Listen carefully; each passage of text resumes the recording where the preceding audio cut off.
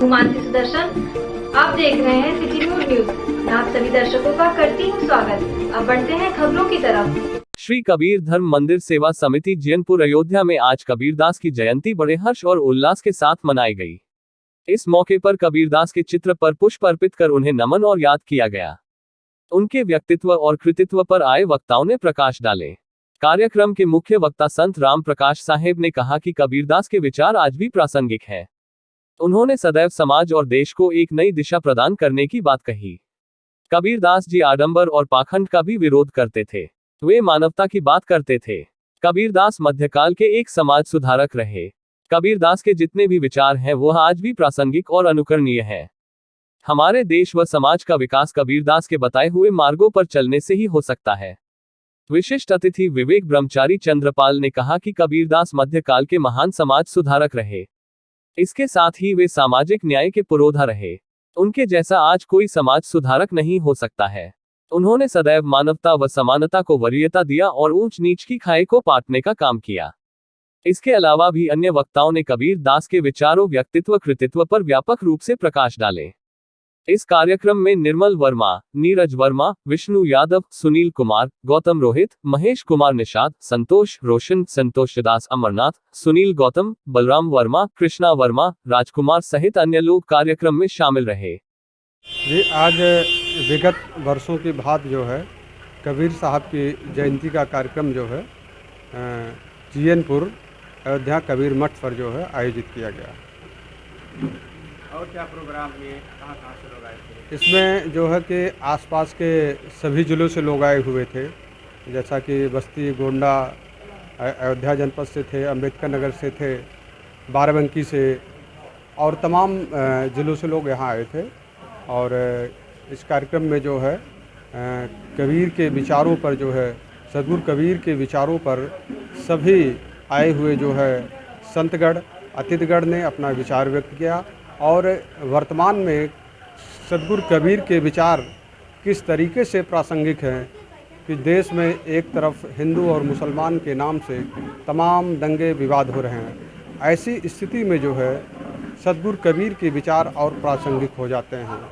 कबीर साहब के जीवन का जो मूल उद्देश्य था कि जीवन में सभी प्रकार की विषमताओं एवं विभेदों के समूल को नष्ट करना एक सद्गुरु कबीर के जीवन का मूल लक्ष्य था।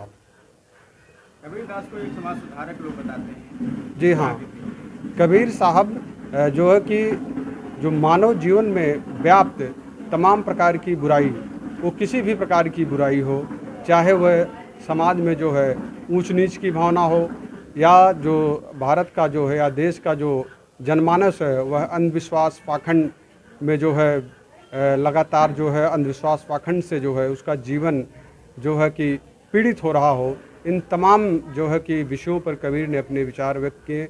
जैसा कि कबीर के एक दोहे के माध्यम से मैं अपनी बात को जो है स्पष्ट करना चाहूँगा। कबीर साहब ने कहा कि जो है कि ना मैं मंदिर, ना मैं मस्जिद, ना काबा कैलाश, और मोको कहाँ ढूंढो बंदे, मैं तो तेरे पास। इसी संदर्भ में कबीर साहब की जो है एक सबसे मुख्य जो है दोहा है कि पाहन पूजे हर मिले तो मैं पूजूं पहाड़, और घर की चकिया कौन पूजे पीस खाए संसार। तो उन्होंने कबीर साहब ने न केवल जो है हिंदू धर्म में व्याप्त कुरीतियों पर बोला, अब इस्लाम में भी जो व्याप्त कुरीतियाँ थे उस पर भी उन्होंने बोला। जो है कबीर साहब ने कहा कि जो है कि क्या नाम है आपका? विवेक ब्रह्मचारी। शहर के नाका चुंगी स्थित उज्ज्वल आईएएस कोचिंग के प्रबंधक अनिल कुमार शुक्ला के नेतृत्व में ज्येष्ठ माह के बड़े मंगल पर भव्य भंडारे का आयोजन किया गया। इस भंडारे का शुभारंभ अनिल शुक्ला के पिता ने विधि विधान पूर्वक पूजन के बाद हनुमान जी की प्रतिमा पर माल्यार्पण कर भंडारे का प्रसाद ग्रहण का शुभारंभ किया। वहीं उज्ज्वल आईएएस कोचिंग के डायरेक्टर अनिल कुमार शुक्ला ने बताया कि जेठ माह के अंतिम बड़े मंगलवार को बाबा भंडारे का आयोजन किया गया। इसका मेन उद्देश्य है सेवा भाव है ताकि लोग आए और भंडारे का प्रसाद ग्रहण करें। इस अवसर पर उज्ज्वल आईएएस कोचिंग के सभी अध्यापक व कर्मचारी व सम्मानित लोग मौजूद रहे और सभी ने भंडारे का प्रसाद ग्रहण किया।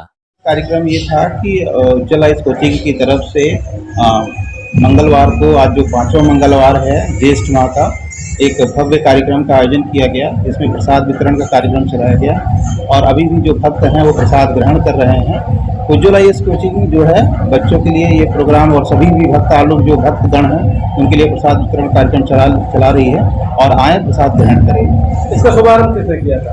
इसका शुभारंभ मेरे पिताजी ने और हम दोनों लोगों ने मिलकर किया था। क्या संदेश देंगे इस कार्यक्रम को? मैं संदेश ये दूंगा कि एक समता की भावना बना के रखें पूरे देश में, और दूसरी बात ये है कि सभी लोग आस्था बना के रखें और एक क्या कहते हैं अच्छा माहौल देश में तैयार हो। राम मंदिर का निर्माण कार्य भी चल रहा है, कितना उत्साह देखने को मिला? उत्साह है, लोगों के बीच में उत्साह है, आस्था का विषय है, होना चाहिए। लोग क्या कहते हैं आस्था से जुड़े हुए, आस्था हमारी संस्कृति है जिसके आधार पर हमारा समाज संचालित होता है, तो इसको हम निश्चित तौर पर एक समाज के संचालन और आदर्श समाज के निर्माण के रूप में देखेंगे। अनिल कुमार शुक्ला, उज्ज्वला स्कूटी का डायरेक्टर। ज्येष्ठ माह के अंतिम बड़े मंगलवार पर भव्य भंडारे का आयोजन किया गया।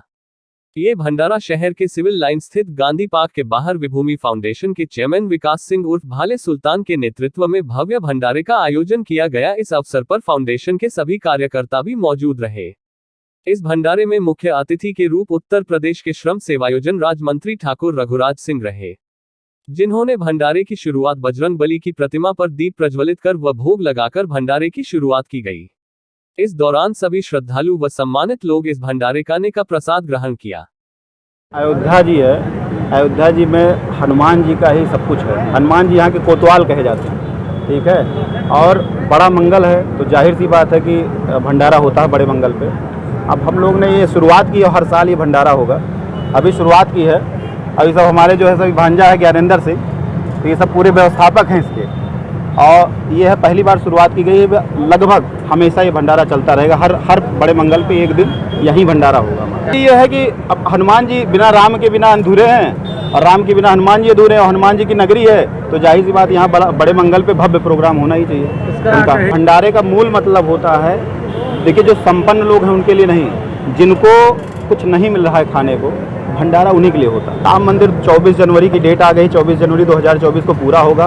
अब आप जान ही रहे हैं, आप अयोध्या चले जाएंगे तो आपको टेढ़ी बाजार से लेके पूरे नया घाट तक जाम ही जाम दिखेगा। रोज 2 लाख भक्तों की भीड़ आ रही है, तो इससे कहीं ना कहीं उनके मन में इतनी खुशी, बाहर से फॉरेन से सब लोग आ रहे हैं, भव्य मंदिर बन रहा है, लोग जनमानस खुश है, अब अयोध्या नगरी खुश है। सुल्तान देवकाली बाईपास स्थित शरद पाठक बाबा के आवास पर ज्येष्ठ माह के अंतिम बड़े मंगलवार को भव्य भंडारे का आयोजन किया गया, जिसमें मुख्य अतिथि के रूप में अयोध्या के डॉक्टर शून्य राघवेंद्र दास वेदांती महाराज ने विधि विधान पूर्वक पूजन अर्चन के बाद हनुमान जी की प्रतिमा पर माल्यार्पण कर व भोग लगाकर भंडारे का शुभारंभ किया।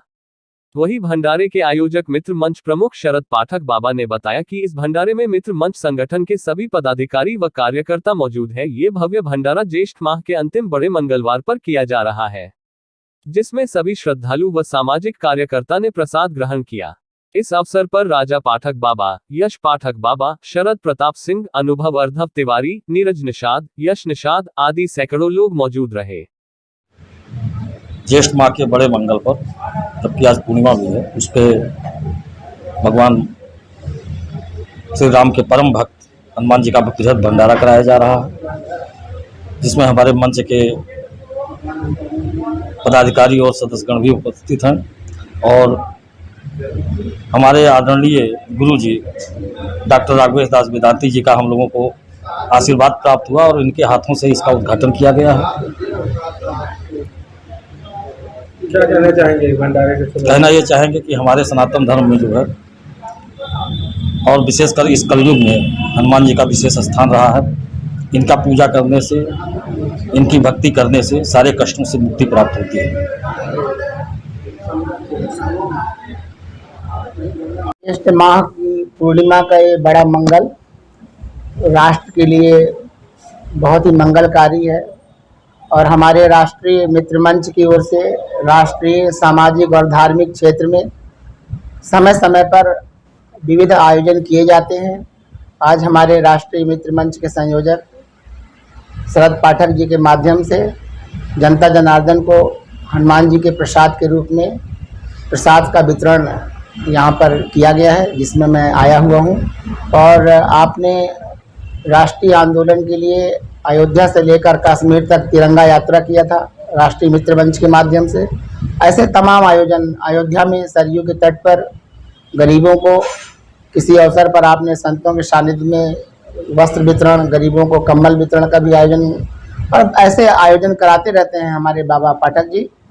इनके कहने पर मैं यहाँ पर आया था और भक्तों को प्रसाद बांट करके आनंद की अनुभूति हुई। चारों युगों के देवता तो है ही हैं, विशेषकर कलयुग में उनका प्रभाव अत्यधिक है, सर्वाधिक है।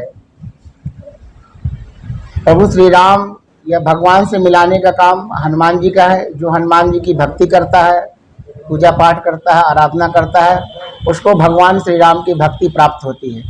इसलिए आज के दिन अयोध्या में ही नहीं बल्कि लखनऊ में, गोंडा में, बनारस में, बलरामपुर में और पूरे हमारे उत्तर भारत में मंगलवार के दिन श्रद्धालुओं को हनुमान जी के प्रसाद के रूप में हलवा, पूड़ी, चना, पूड़ी, सब्जी का भोग सभी जनता जनार्दन को बांटा जाता है। ये राष्ट्रीय उत्थान के लिए बहुत ही अच्छा अवसर है, जनता की सेवा का अवसर है और इसी माध्यम से लोग धर्म भी अर्जित कर रहे हैं, पुण्य भी अर्जित कर रहे हैं और लोगों के अंदर भक्ति भावना का जागरण भी हो रहा है। यही मेरा कहना है कि हम सभी लोग हनुमान जी की शरण में आएँ। बड़े से बड़े कार्य को हनुमान जी करने में समर्थ हैं। अभी आप लोगों ने हनुमान चालीसा का प्रकरण सुना होगा और मेरा मानना है कि भगवान श्री राम के ऊपर भी जब विपत्ति पड़ी तो उसका निवारण संकट मोचन श्री हनुमान जी ने किया। भगवान श्री राम अयोध्या में आकर अपनी माँ कौशल्या और सभी प्रजाजनों के बीच में कहा था हनुमान जी के बारे में कि यही हनुमान कपिराज सो मिलायो मोहि, यही हनुमान सकल सेना जुटायो है, यही हनुमान मान मर्द के दसानन को, कानन सो मोको अवध ले आयो है। इसलिए हनुमान जी महाराज के कार्य से, उनके निश्चल भक्ति से रामनगरी अयोध्या में आयोजित संत सम्मेलन में श्री राम जन्मभूमि तीर्थ क्षेत्र ट्रस्ट के अध्यक्ष महंत नृत्य गोपाल दास की 84वें जन्मोत्सव के आखिरी दिन संत सम्मेलन का आयोजन किया गया, जिसमें देश भर के संत शामिल हुए तो वहीं राष्ट्रीय संत समिति के सदस्य भी मौजूद रहे। इस दौरान अयोध्या में राम मंदिर के साथ अब ज्ञानवा अब मथुरा पर भी चर्चा छिड़ी और देश में सनातन धर्म रक्षा के लिए धारा 30 को हटाए जाने व एक देश एक कानून को लागू करने की भी मांग उठाई गई। अयोध्या के मनीराम दास में हुए संतों के जमावड़े में देश भर में चल रहे विवाद का मुद्दा गर्म रहा, तो वही वीडियो के देवी देवताओं पर भी किए जा रहे टिप्पणी पर नाराजगी जाहिर की तो भाजपा की प्रवक्ता रही नूपुर शर्मा का समर्थन किया गया। इस दौरान अखिल भारतीय संत समिति के राष्ट्रीय अध्यक्ष ने कहा कि हिंदू बचेगा तो राष्ट्र बचेगा। आज धर्म और संस्कृति की रक्षा के लिए देश भर के हिंदुओं को जगाना होगा। सभी संत महंत दूर दूर से, देश विदेश से जितने भी आए थे, सारे संतों ने पूज्य श्री गुरुदेव भगवान के मंगल की कामना की। गुरुदेव भगवान दीर्घायु हों, 100 वर्ष की आयु प्राप्त करें, सबके यही कामना। देश को लेकर कई महत्वपूर्ण निर्णय लिए गए। यह निर्णय ही नहीं, जन जन को चाहिए, संतों ही नहीं जन जन को चाहिए। राष्ट्र है तो हमारा धर्म है, कर्म है, हमारी अस्मिता है, हमारा सब कुछ है, हमारी राम जन्मभूमि है और राष्ट्र नहीं तो कुछ नहीं। इसके लिए क्या करने जा रहा है? क्या करने, हम सारे संत मिलकर के अब प्रधानमंत्री पर दबाव देंगे या संविधान की धारा 30 समाप्त करके समान संहिता लागू करेंगे। रामनगरी अयोध्या पहुंचे शिवसेना सांसद संजय राउत ने राष्ट्रपति चुनाव पर बड़ा बयान दिया है। आम आदमी पार्टी के सांसद संजय सिंह के शरद पवार की मुलाकात पर संजय राउत ने कहा कि शरद पवार देश के सबसे बड़े नेता है। शरद पवार इस देश के आज के सबसे अनुभवी नेता है। संजय रावत ने कहा कि कल 15 तारीख को दिल्ली में पश्चिम बंगाल की मुख्यमंत्री ममता बनर्जी ने गैर भाजपा शासित प्रदेशों के नेताओं को बैठक बुलाई है। बैठक में सर्वसम्मति से राष्ट्रपति पद के प्रत्याशी का चुनाव होगा। शिवसेना के नेता भी बैठक में रहेंगे मौजूद।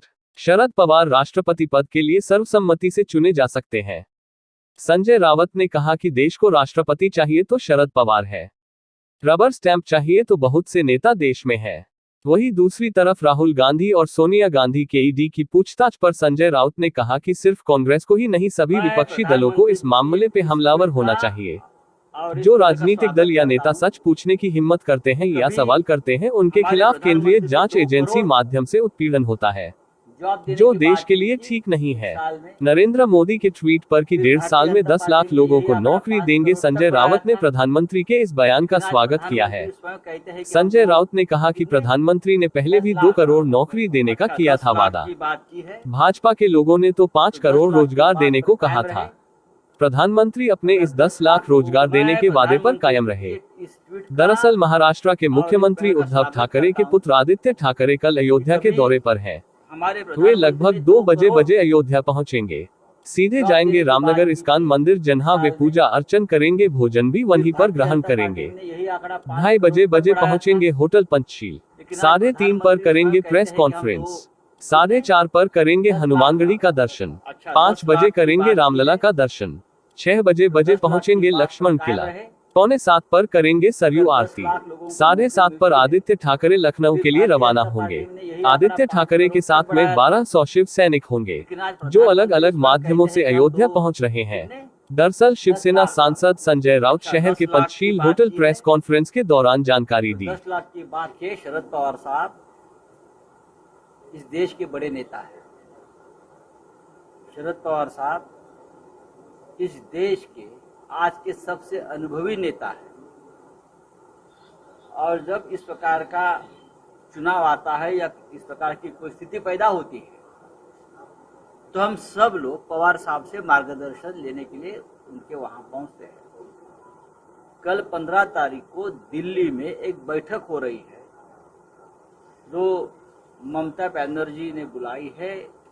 पश्चिम बंगाल के मुख्यमंत्री, सभी जो विरोधी दल है, गैर भाजपा शासित राज्य है, सबको बुलाया है। शरद पवार भी वहां पहुंचेंगे, नेतृत्व करेंगे उस बैठक का। हमको भी निमंत्रण है, लेकिन मुख्यमंत्री दिल्ली कल नहीं जाएंगे और हम सब लोग अयोध्या में हैं। फिर भी हमारे तरफ से कोई प्रमुख नेता उस बैठक में शामिल होंगे। उस बैठक में तय होगा रणनीति, राष्ट्रपति चुनाव के बारे में हमको क्या करना है, किस दिशा में जाना है, चुनाव किस प्रकार से लड़ना है, ये कल तय होगा। मैंने कहा कि पवार साहब एक ऐसे नेता है जिनके ऊपर सर्वसम्मति हो सकती है, लेकिन इस देश के जो राज्यकर्ता होते हैं उनका मन बड़ा होना चाहिए। ये बड़े मन वालों की बात है।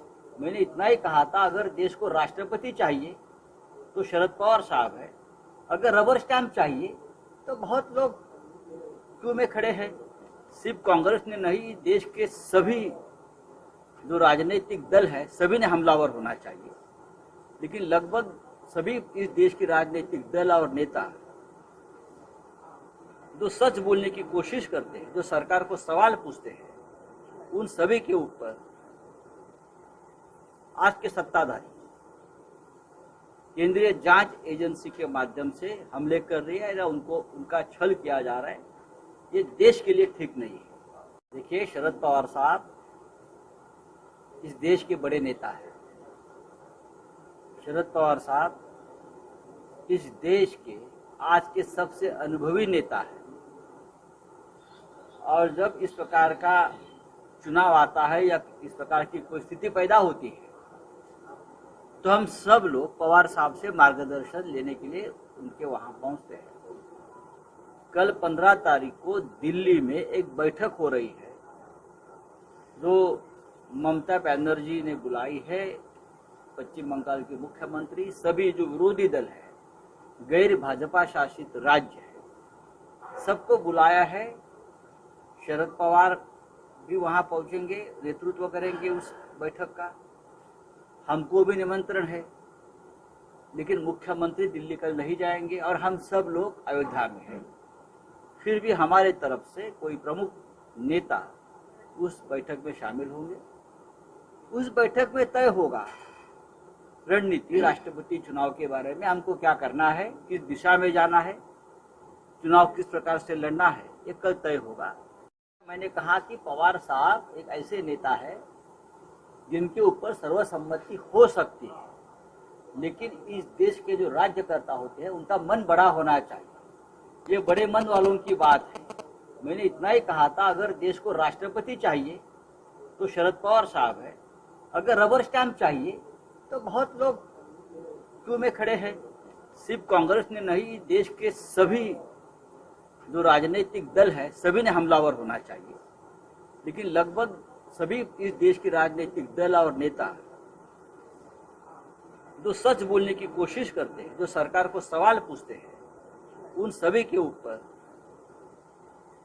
आज के सत्ताधारी केंद्रीय जांच एजेंसी के माध्यम से हमले कर रही है या उनका छल किया जा रहा है। ये देश के लिए ठीक नहीं है। रामनगरी अयोध्या पहुंचे उत्तर प्रदेश के श्रम एवं सेवायोजन राज्य मंत्री ठाकुर रघुराज सिंह ने मुस्लिम देश कुवैत में प्रदर्शन किए जाने को लेकर कहा कि उनके देश में कानून है, वहां पर धरना प्रदर्शन नहीं कर सकते हैं, इसलिए वहां के मुस्लिम लोगों को तत्काल बाहर रास्ता दिखा दिया गया। हमारे देश में अगर हम आंदोलन करेंगे तो फैक्ट्रियां बंद कर देंगे, इसलिए रोजगार समाप्ति की ओर चला जाता है। हिंदुस्तान में लोकशाही का शासन है, वहां पर शेख का शासन है। लोकशाही में आप सबको गाली दे देते हैं लेकिन कोई परेशानी नहीं होती। वहां पर अगर आप शेख को गाली दोगे तो फांसी, चोरी और बलात्कार जैसे वहां पर कठोर सजा दी जाती है। वहां पर इस्लामिक है कानून, यहां पर लोकशाही का कानून।